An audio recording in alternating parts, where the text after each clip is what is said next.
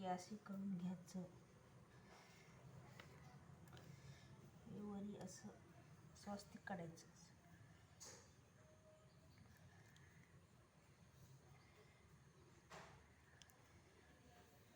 आणि हे ह्या ठिपक्याला आहे, हे ह्या ठिपक्याला, हे ह्या ठिपक्याला आहे. हे झालं आपलं स्वस्तिक. स्वस्तिक झाल्यावर हे असे ही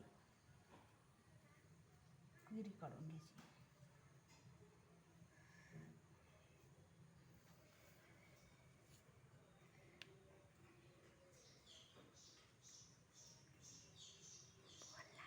कोयरी काढली की झाली आपली रांगोळी सोपी. आणि हे स्वस्तिक जोडून घ्यायची. छान छान. आणि ह्याच्या स्वस्तिकमध्ये असे आपण कलर भरू शकता, आपल्याला जे आवडते ते. याच्यात लाल, याच्यात पिवळा, गुलाबी, याच्यात हिरवा आणि याच्यात गुलाबी.